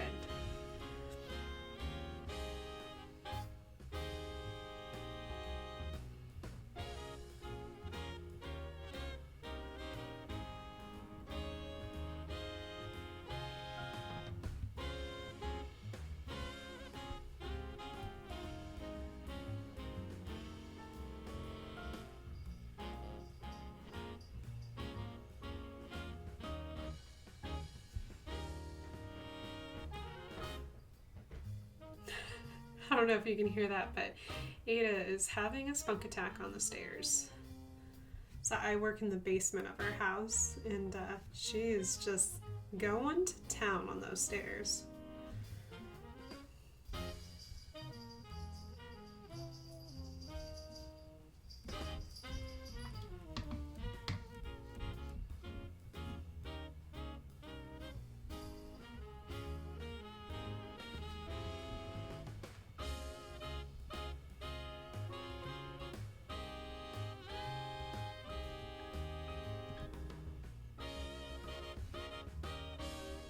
Hi, Ada. You having a fun time over there, girl? You're my mighty warrior princess, huh?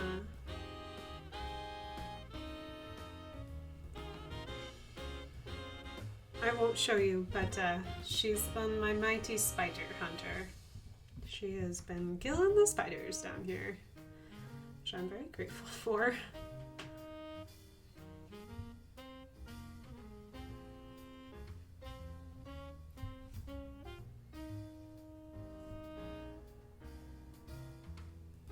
Although I kind of pity the spiders because Ada is a cat and therefore she teases them until they grow up and die. Which is kind of mean, but it is who she is. It's not the first cat I've met like that. So if you really don't like spiders, maybe you can meet Ada and learn tricks.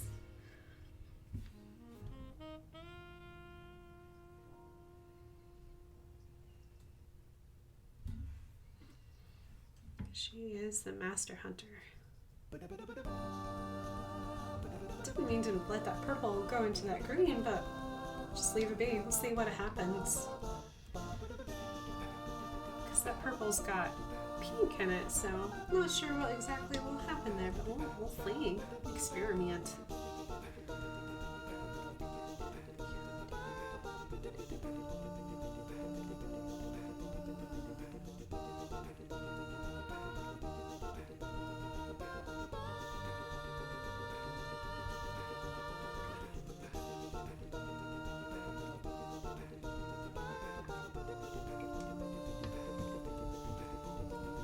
If you feel like you're not learning something new as an artist, you've stalled.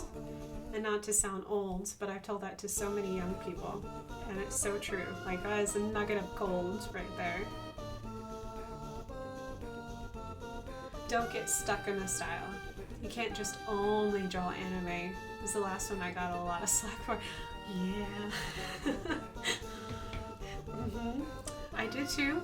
I was told as many times not to draw the same thing over and over again.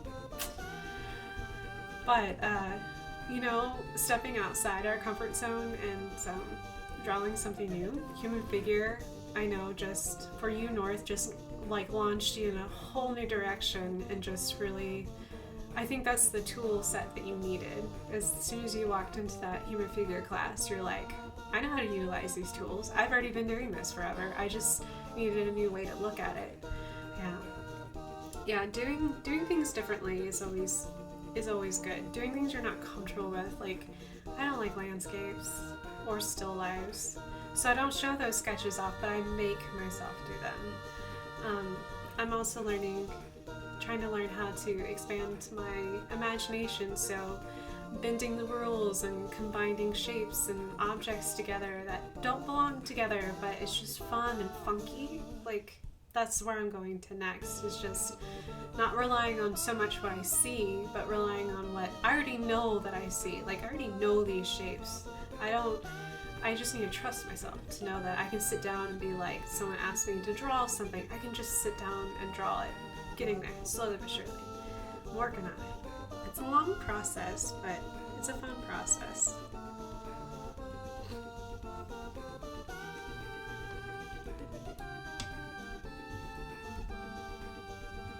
And there's nothing wrong with drawing anime.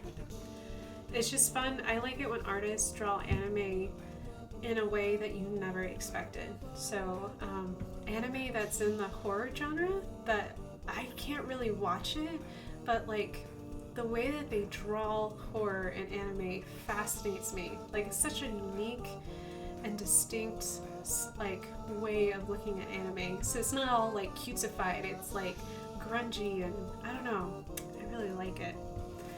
Yeah, so that also is inspiring to me, is meeting people who are like, I can draw anime, but I'm gonna do it like in a total new way that you never thought you would see it, and you're just like, oh, that's cool, I really like that.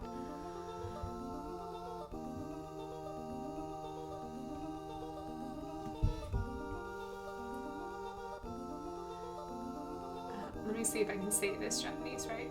Is it Junji Ito? That style is just so, oh, it's like texture.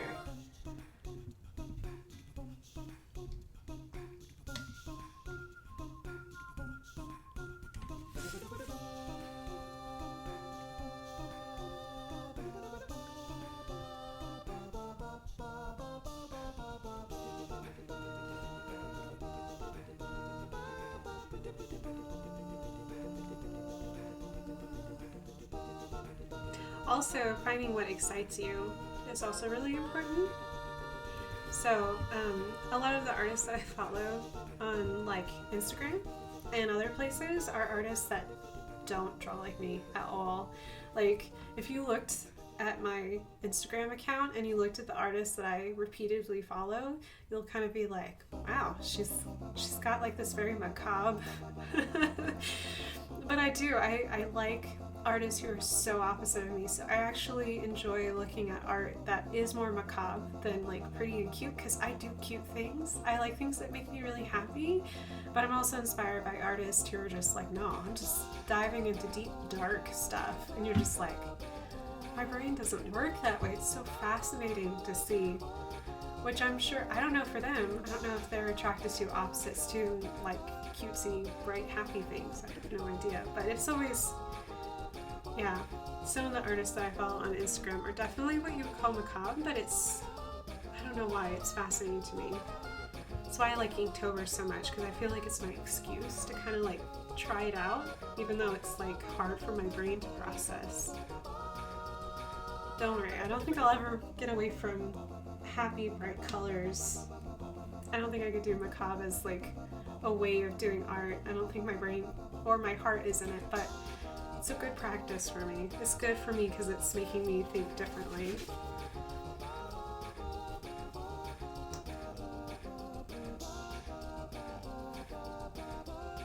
Fun fact, Itoy, the godfather of Japanese horror, was a medical student who did who did the medicine illustrations. Oh yeah. I can see that. That kind of makes sense.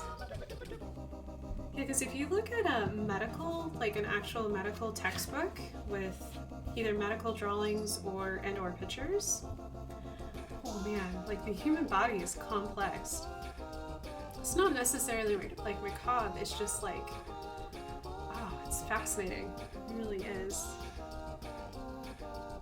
It's actually a lot of like medical, like textbooks that are meant for like med students, so like doctors and nurses are actually great resources for anyone who loves studying human figure.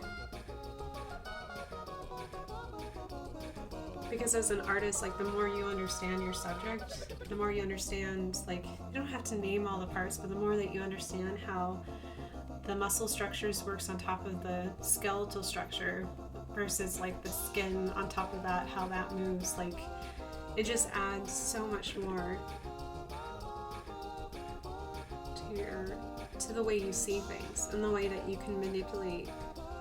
Like, if you see something in your head, if you understand how the skeletal structure can move in that space, or you understand how you want to, like, literally break the skeletal structure to make it more appealing, you can do it that way too. There's a lot of, like, famous paintings. I cannot remember. I can see it. There's a painting, a really famous painting of a lady, like, laying with her back to you, and she's got like a fan in her hand, and she's got her feet like crossed, and she's looking over her shoulder at the viewer, and she's of course in the nude. And I can't remember. If I remember, I'll put it on Discord. I know it's like literally in my art history books. But when you look at that painting from how human bodies work, the position she's in is impossible. There's no way a human body can twist into it, but because the artist understood the human body in such great detail, it fools you into thinking that this really gorgeous woman who's like doing like the ooh la la thing over her shoulder is something that you could totally just walk into any room and see. It's really fascinating to see what artists can do.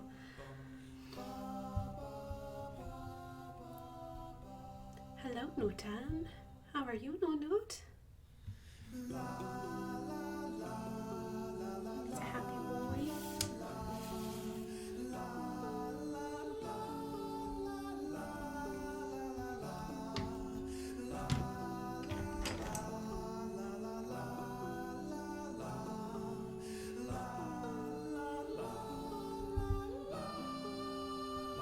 Yeah, I remember that painting makes you feel uncomfortable, but you don't know what. Yes.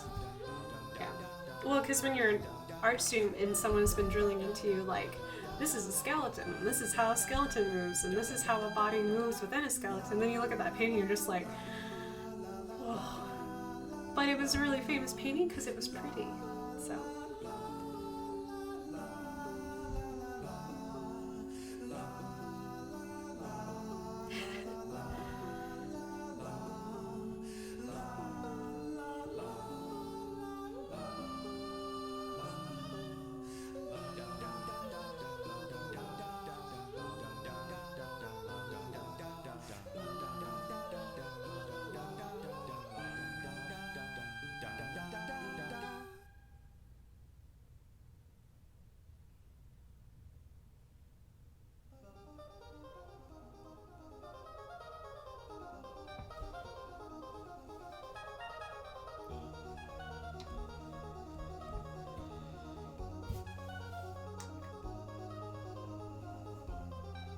It's called a grand, or I guess it's in French, burlesque.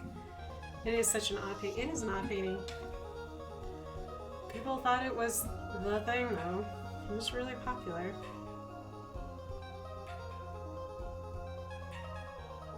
It's kind of like jackalopes. They're very popular, but like people, it's one of those things you should always check your resources. If it looks kind of wrong, it might be wrong. If they're not willing to cite their resources, then maybe you should question and do your own research.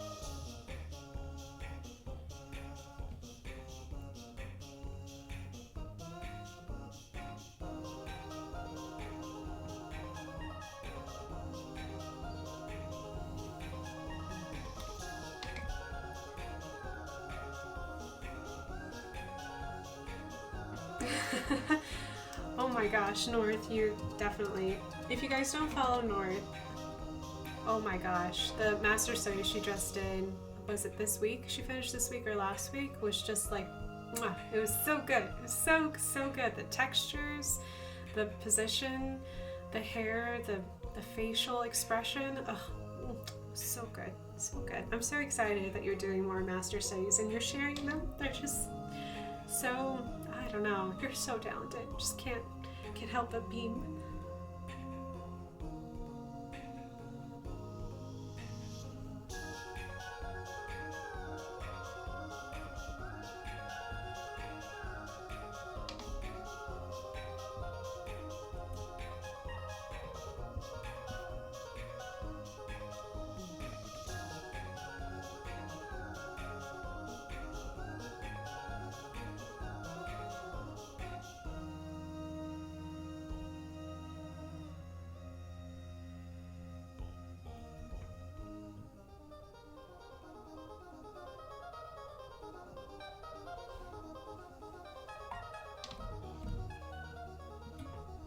Aw, you're just extremely talented. I just want to let you know, North, you could tell you put a lot of effort and work into that piece, and all that really paid off. It just looks really incredible. Plus, what was it? Did you finish it today? Was it today or yesterday? Your little vampire walking on the beach? So cute. So cute. Your creativity has no bounds.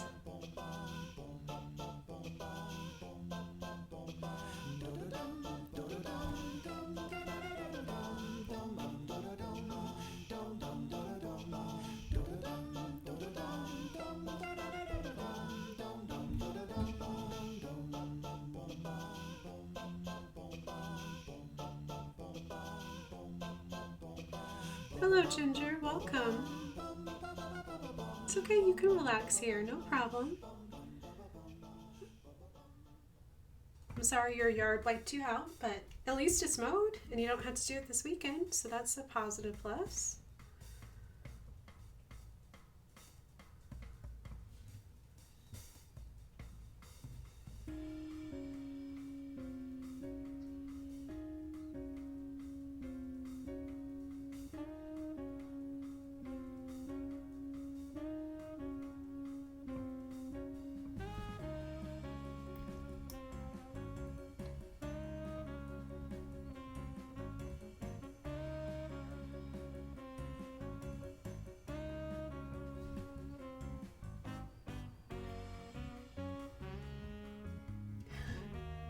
Yes, I love doing challenges. I'm working on yours right now. Oh, good.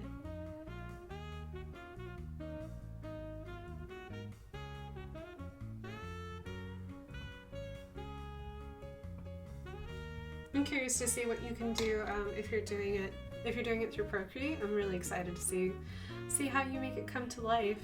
Because I know you've been working on you've also been working on my 10-day sketch in your own time with all of the landscape, which you did post in Discord, and they're just so like tangible. Like the ocean feels, oh man, just want to dip your toes into it. It's so good. And I love the light coming in through the trees. It's just real. Just real.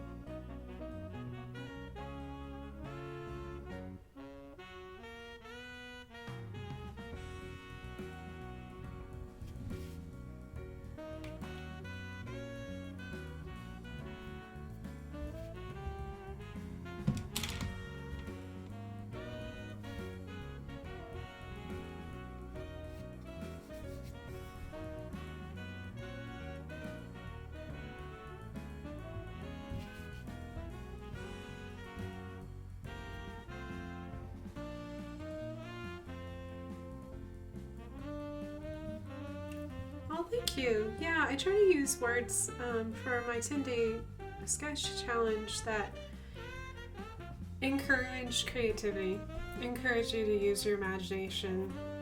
Didn't really gave you a direction, but like the possibilities are endless. I was really thrilled. I had some extremely talented artists who like just took it and ran with it. It had the cutest like ideas and sketches, and oh my gosh.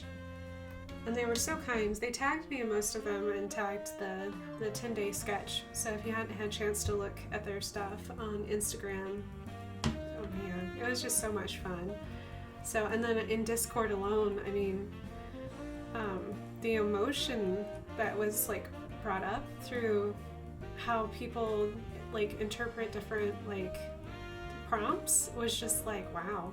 I really liked the amount of emotions that came through. It was just really cool. Alrighty. Okay, so I am looking at, it looks like we just made it to 2 hours. Can you believe it? We've been doing art for 2 hours. That's exciting. I'm gonna stop here and let everything dry, and I'll probably go back and put in my dark outlines. So if you're coloring and you want to do the outlines, you can. I might do my really fun shapes and maybe like beef up some of the color. That just takes layering, and I do need to let it dry. I am doing this watercolor on Bristol board paper, so it reacts a little bit differently because it is a slick surface. So I really need to be patient and not treat it like watercolor paper, because it's not. I need to respect what the paper can handle. So I think I put as much water as I could on here, and it's like, okay, I think I'm done. So I'm gonna let it dry, and then I'll accept a little bit more water. So, yeah, I enjoyed this very much. I'm super excited to see all of your drawing as well. So if you went ahead and took the time to draw with me tonight, be sure to post it in Discord. If you watch this as a VOD later, be sure to just join me in Discord as well, so you can also post there. Also, friendly reminder, if you were just enjoying dinner or just enjoying watching us draw, feel free if you want to later. I do have a YouTube channel that all it is for VODs. I don't get paid, so if there's ads in it, I'm so sorry. Sometimes I can't get around it. Just know that the ads are not coming to me. They are going to the hole that is YouTube at times. But YouTube also allows me to have a platform which I can save my VODs, because Twitch only holds onto my VODs for a certain amount of time. The great thing about YouTube is that you can watch this tutorial and stop and start as many times as you need to, so you can use that pause button to your benefit. It's not live. You're not trying to keep up with me. It's your own pace. So enjoy. I will probably have this VOD up. I'm going to try to get everything up by this weekend, so before I leave, I should be back up to date on my YouTube channel, which is under See Nor Art, because I'm lucky that way, and that all my social media is under the same umbrella. Also, just to let you know, if you're interested in supporting me, I would be super grateful. You can support me through Redbubble. It's currently what I've got going on right now. Also, hitting that follow button will also really help me out, and I appreciate it very much. We are in summer. I am working to getting to 50 followers, because as soon as I can get to 50 followers, I will be able to do subscribers, and I have so many cool, fun ideas that I want to do with each and every one of you. It means I'll get emotes. Being a subscriber, I'll do like specialty like stickers and tiers and, you know, things, wallpaper, digital wallpaper, so that way you guys can download some of my images and have them as wallpaper for your computer or for your phone as well. Just gotta get to 50 followers, which we're at the halfway point. Yay! Which I'm really excited. I didn't think I would get here that quickly. Friendly reminder, I will not be streaming next week. I am actually going to Washington State for a week to do a commission that I was commissioned for at the beginning of the year, I believe. And then after that, I am heading to Canada. So it's going to be my first trip out of the country. So I've been thinking about it really hard. I will probably go dark on social media for the next 2 weeks. I might randomly tweet every once in a while just to say hello, but I really want to enjoy my experience with my commission, and I really want to absorb everything that is Canada and Canadian. So that way when I come back, I'll have a bunch of ideas. I get to show you guys. I will keep drawing. I'll show you a bunch of sketches, but as a reward for being gone and being dark for 2 weeks, the following week when I get back, I'm hoping to have goodies for you guys so we can do a giveaway the following week. So thank you guys for letting me just constantly be traveling as it seems to be. So hopefully we'll kind of calm down and stay put for just a smidge before we start traveling again, because it's just the way it works.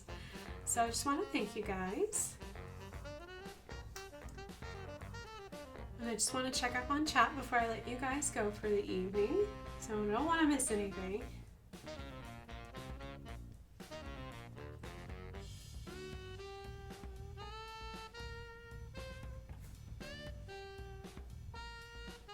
Looks so pretty. Beautiful, love the colors. Thank you, thank you. You should make a monster Pokemon on Friday, by the way. Use the online app to merge 2 Pokemon. We'll see the results. Speaking of that, though, I already have an idea. Speaking of Friday, I probably can move this out of the way. Since you guys are here, I wrote down, I don't even know if you can read this, hopefully you can. I wrote down a list of D&D monsters.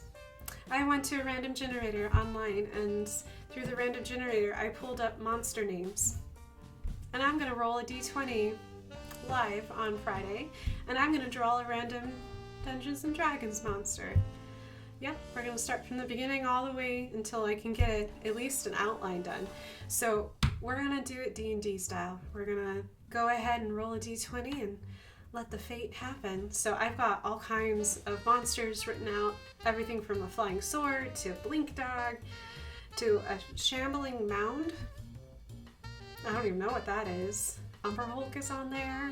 A shadow demon is on there. A roper. I'd really like to draw a roper. A green hag. I mean, these are all great monsters. So I do have an idea for Friday. Thank you, Ginger, for reminding me.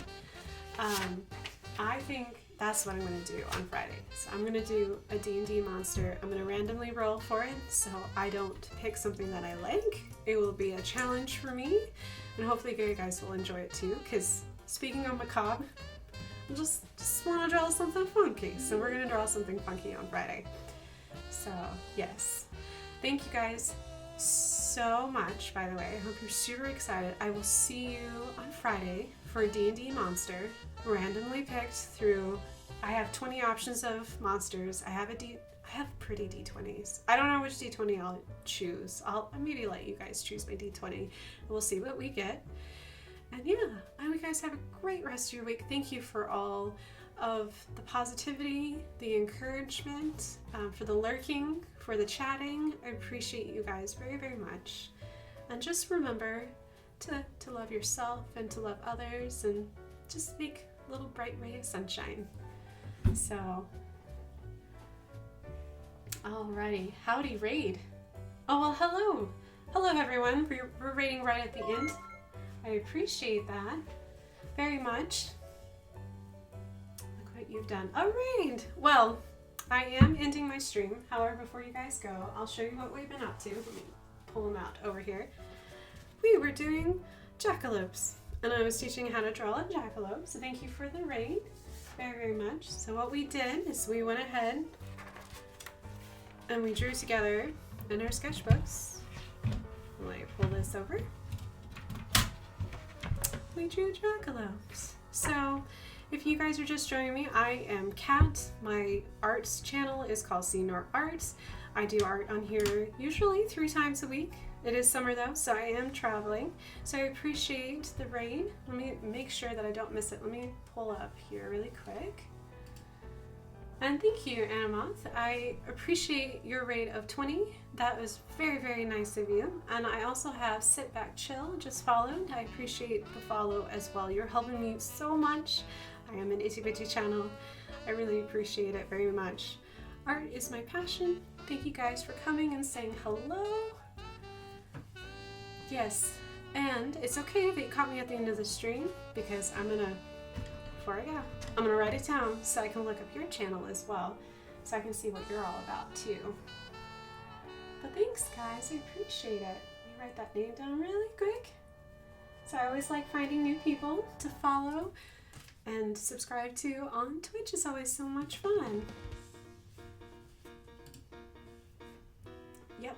Oh, yes, we do art, dad jokes, and we talk about video games and listen to video game music. It's fun over here.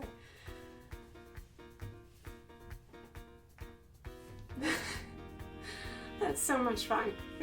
Alright guys, alright, I want to thank you guys so much for joining me tonight. Thank you for joining the stream. Thank you for the raid. Thank you for the follow. I appreciate you guys very much. If you're just joining me on a raid and you're kind of like, oh, she does things quirky, and I kind of like that, be sure to go ahead and join me again at 7:30 Eastern Time on Friday, because we are going to be rolling a D20 and doing a random D&D monster. I don't know what it is. I wrote down a random list. I'm going to roll a D20 and we're going to figure out what we're going to draw. So if you want to join me then, join me this Friday, 7:30 Eastern. So I'll see you guys then. And have a lovely, lovely evening. Thank you guys for joining. And I'll see you on Friday.